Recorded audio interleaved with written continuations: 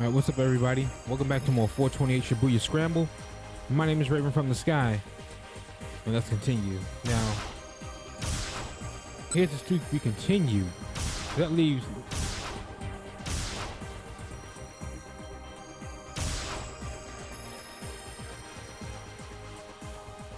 Now we're all over the place. I guess I want to come back to Tama. Tama. Let's see if we continue. Kano.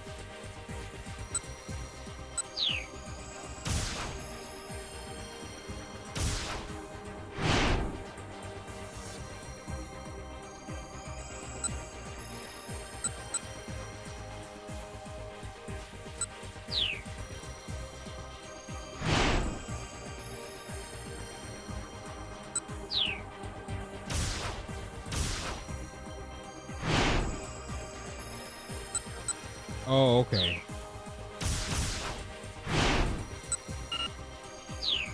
Nope.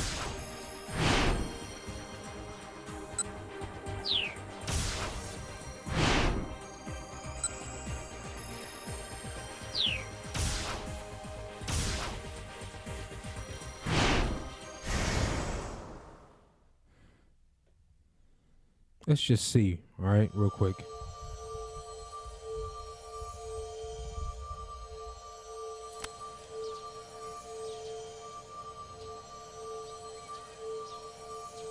All right, okay.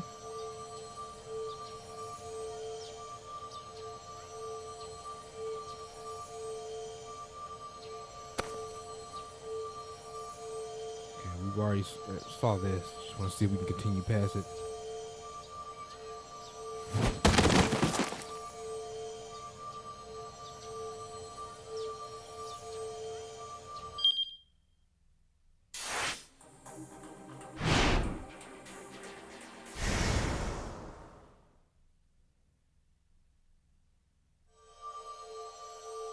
Oh my God, don't.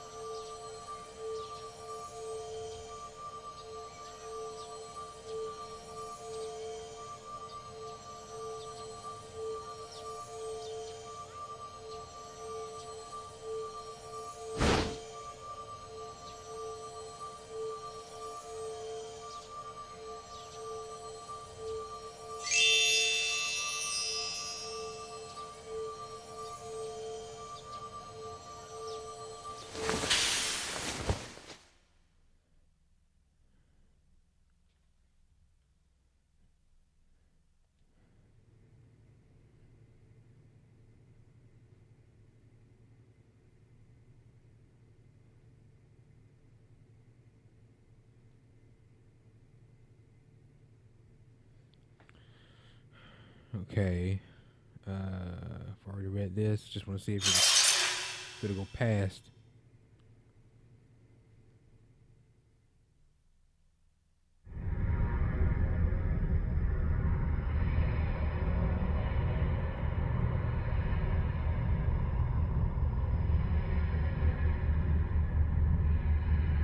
Okay. To be continued.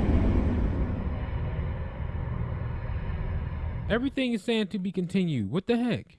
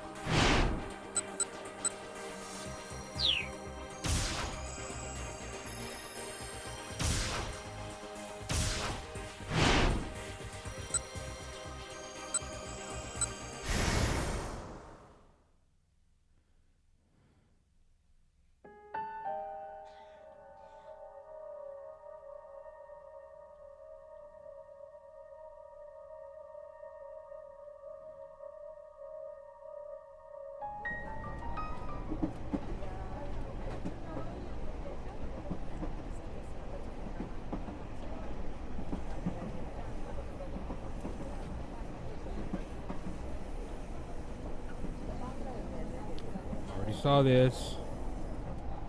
Gotta figure out where we go from.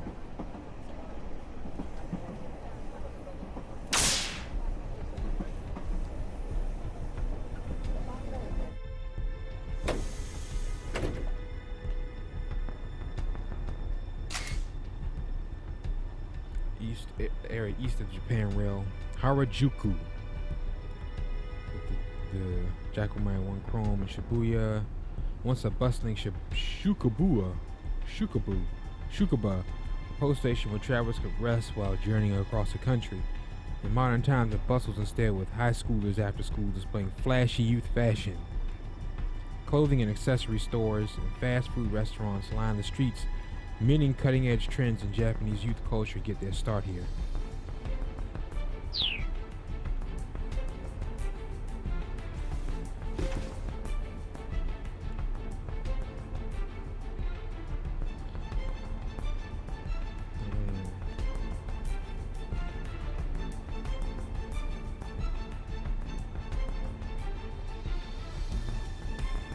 Here we go. The suspect sat silently on the bench, touching case clutched surely in his arms. He didn't really look like he was checking for a tail. He was waiting here for someone else then. Before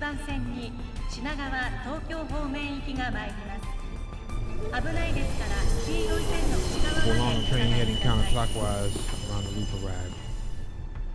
The man rose from the bench and stepped up the boarding area. Wait, what the heck? This guy got on the counterclockwise train. Wouldn't that just take him right back to Shibuya Station? The man boarded the train. Kano had no choice but to follow suit. Was this guy playing them? Suspect got off again once the train reached Shibuya. All he'd done was go to Harajuku and come right back. Kano reported it in Takuze. The suspect has returned to Shibuya Station. Acknowledged, keep tailing him. Kano felt himself growing increasingly paranoid. This criminal organization didn't seem too keen on getting away. And there was HQ, giving these guys free rein. Something was off. He was sure of that. To help the mark, Kano took out his phone. Were Tentento's instincts about the case right now? If the senior detective had any advice, Kano would love to hear it. He dialed Tenteno's number.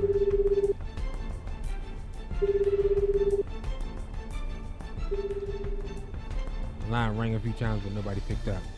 Probably he was too busy seeing that he told me safely. Kano felt bewildered.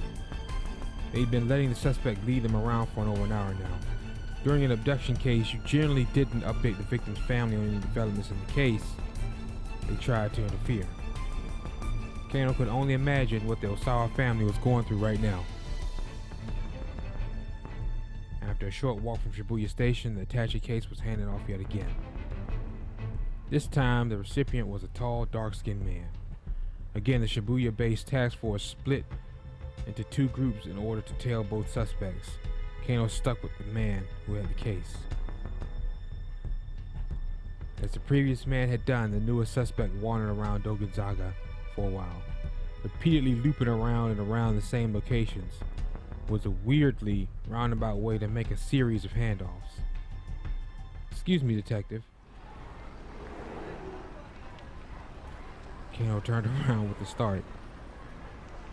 Oh hey, he said, I know you. It was Leland Palmer, the lecturer who had been an eyewitness to the kidnapping. The man practically radiated concern. How's Maria doing? Is she alright?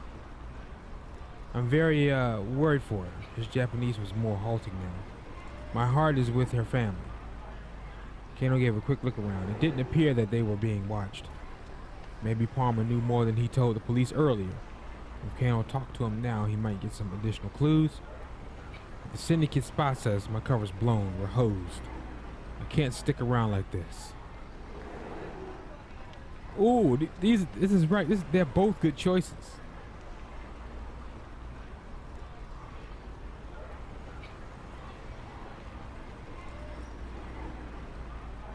If the syndicate spots us, my cover's blown. We're hosed. I can't stick around like this. Leland, I'm sorry, but at this stage I can't share any details. Is that so?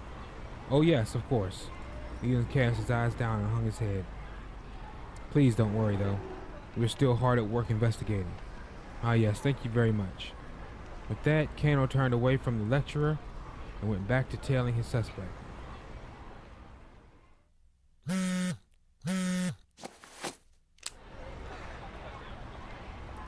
pulled his phone from his pocket. It was Rumi again.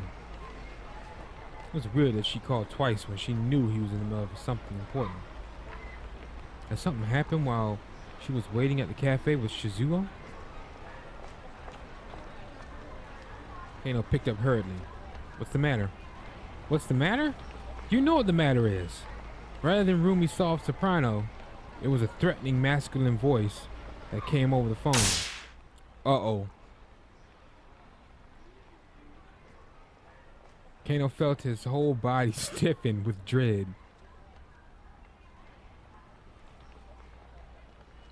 Is this my father-in-law speaking? Don't remember being anyone's father-in-law. The speaker's tone was firm and flat.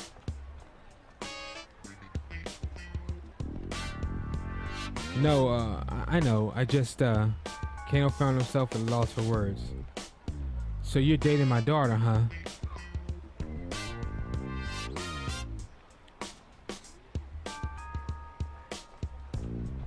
Sir, yes, sir.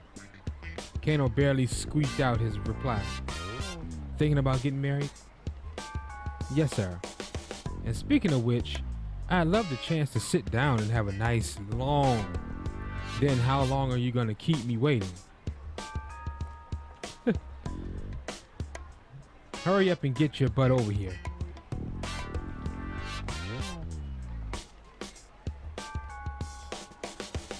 Oh,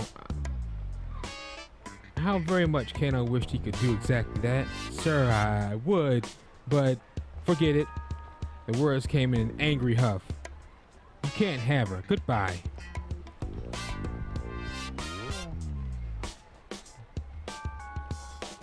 What? Sir, please wait. As Kano cried in desperation, you heard Rumi's voice on the other end of the line. Dad, you can't just use my phone like that. You were taking too long in the bathroom. Give it back. Rumi? Kano tried and failed to keep the heartbreak out of his voice. Sweetie, what's wrong? Your father just said he doesn't want us getting married. What? Dad! What did you say to my boyfriend?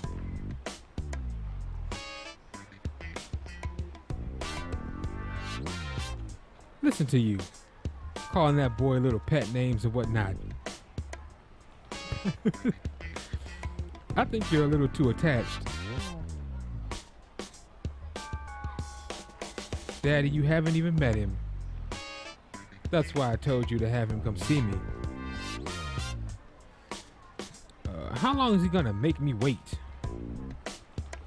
Kano listened as the two argued on the other end of the phone. The phone must be lying somewhere in between them. Could this get any more awkward?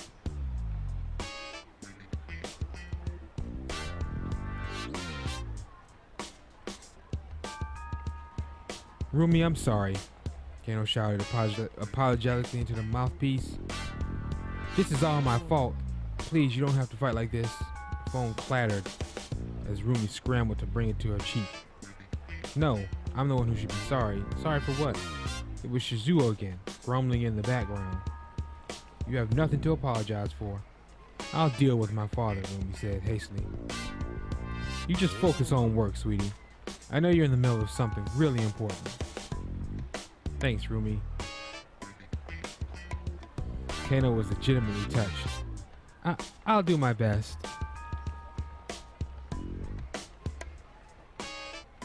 Kano hung up and went back to the task at hand, more determined than ever.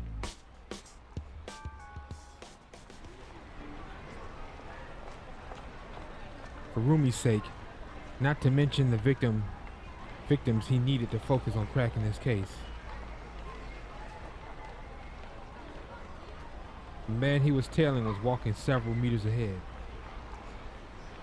There was no telling when Kuze might give an arrest order. Kano braced himself to spring into action. This game is a trip. Very instant, the order came down. Mobile command to all units. Once more, the director's voice came in over the wireless. Was it time to make the arrest at last? We've identified the man who first picked up the attaché case by the statue of Hachiko. No arrest yet then, but still a crucial development.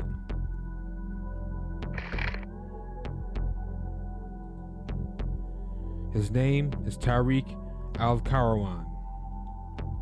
He's got priors for larceny, illegal possession of narcotics, you name it.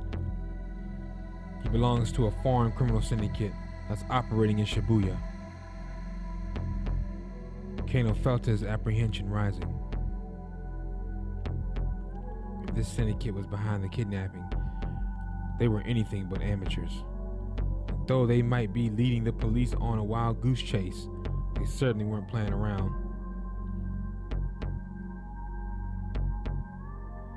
Alright, so now we got his to be continued.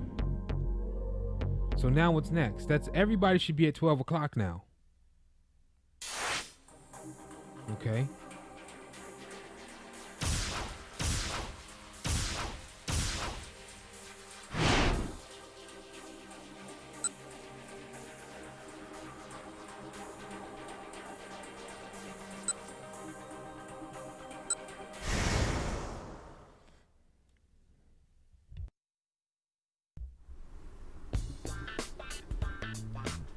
Alright, so we've already done that.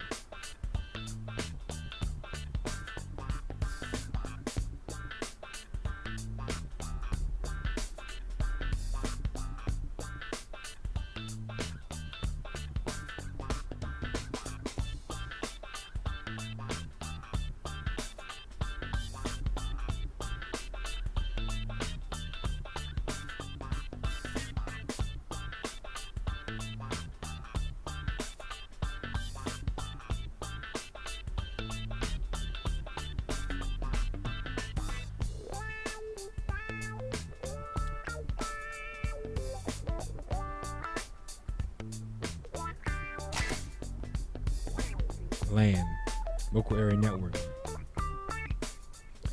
We use within a limited geographical area. A wireless LAN transmits using. Yep.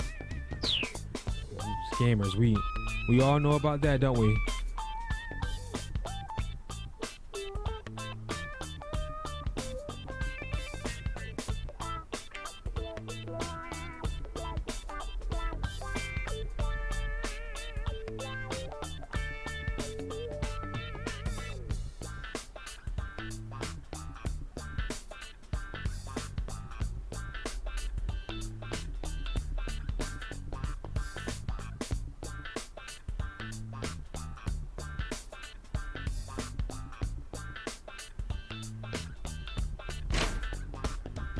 Here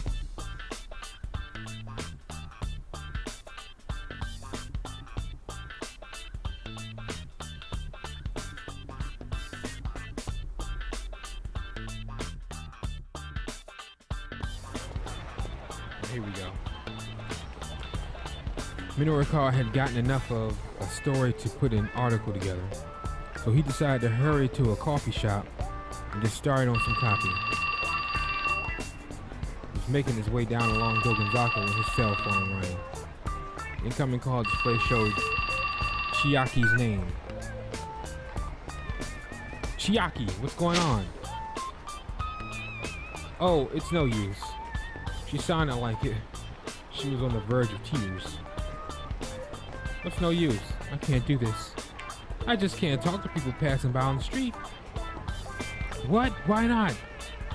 It's just that everyone seems so busy when they're walking past. I try to interrupt them. They're gonna be all mad at me. Well, who the heck cares if they get mad? Minoru was ready to start ripping his hair out. I don't want them to be mad at me, she whimpered again. Well, this wasn't about what she wanted, was it? She was supposed to be working, not whining.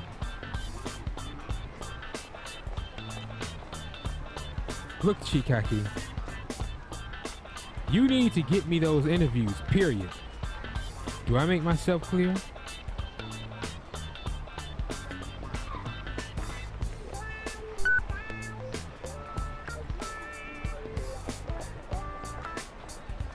He hung up before she could squeeze in an objection.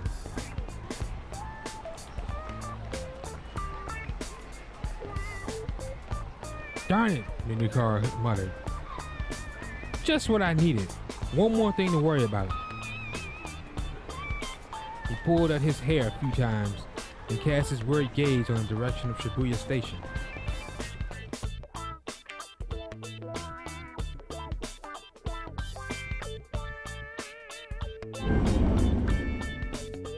So now what? Everybody's to be continued.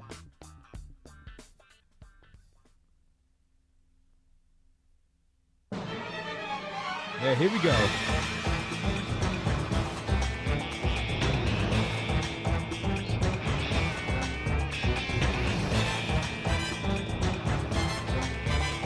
That's what we have to do, get everybody to continue.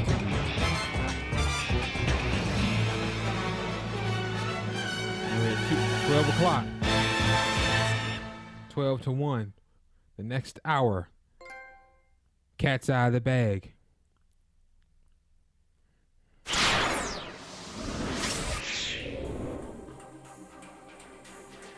Okay, so when do we start?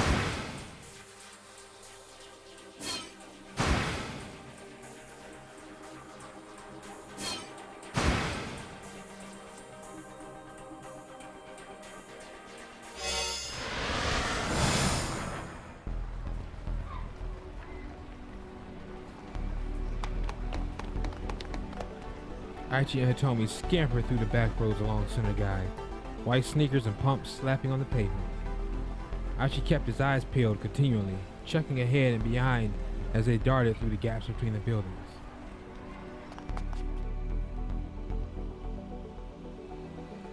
Finally, they stopped in a narrow alley. There's no way he'll find us here, he said. No one knows about this place. He took another look around, then let out a sigh of relief. It seemed they managed to shake the gunman for now. Back when Aichi was with SOS, he had come through Tsunagai practically every day.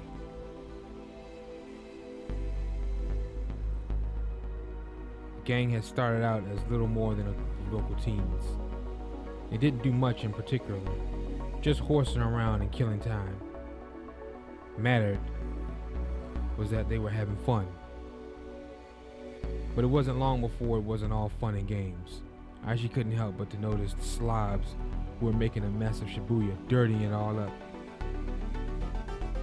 He wasn't about to let them get away with it. Most frequently, it was folks who tossed cigarette butts out on the street or plastered walls and graffiti. when they didn't respond to his more gentle warnings, he found slightly more forceful ways of getting his point across. SOS got a reputation. Street punks started trying to pick fights with its members. Those guys required a bit more force to handle. And when it came to the worst of the lot, the drug dealers, the muggers, the guys who tried to force themselves on women, it was full-on battle, no holds barred.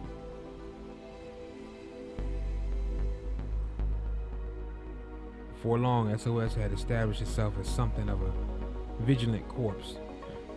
Soon it became known as one of the biggest gangs in Shibuya.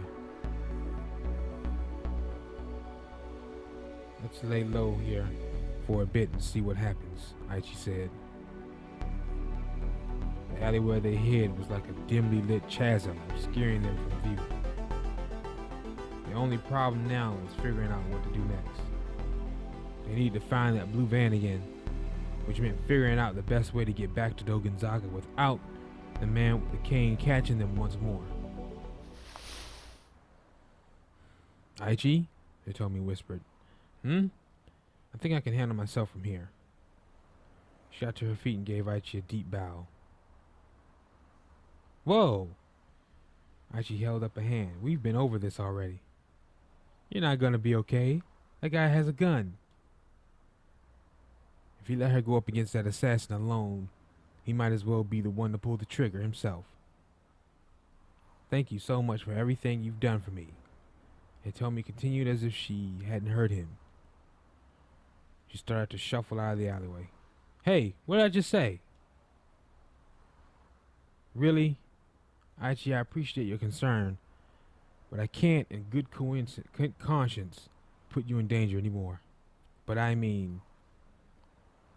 Aichi turned to press the point, but Hitomi cut him off. There's no good reason for you to risk yourself to keep helping me.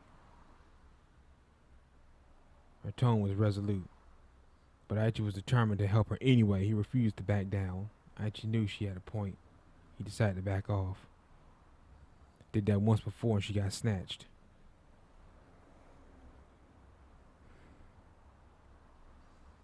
We're gonna go with option A. Still, Aichi was determined to help her anyway. Look, I want to help people who are in trouble. What's so wrong about that? Huh? He locked eyes with Hitomi, willing her to understand. I'm not the most dependable guy, I know that. But still, Hitomi dropped her gaze and Aichi trailed off, feeling like an idiot. Oh, it's no use. I'm no use. He hung his head with a sigh. Just then, a bit of light shone into the alleyway from above. It looked like someone on the adjacent building's upper floor had turned on the lights. This is a jump.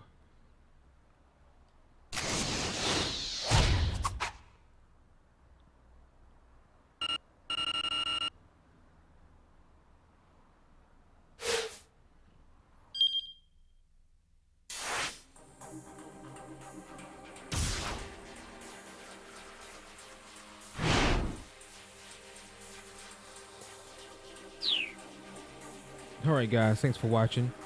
My name is Raven from the Sky. If you enjoyed the episode, drop a like and subscribe to the channel and series grow.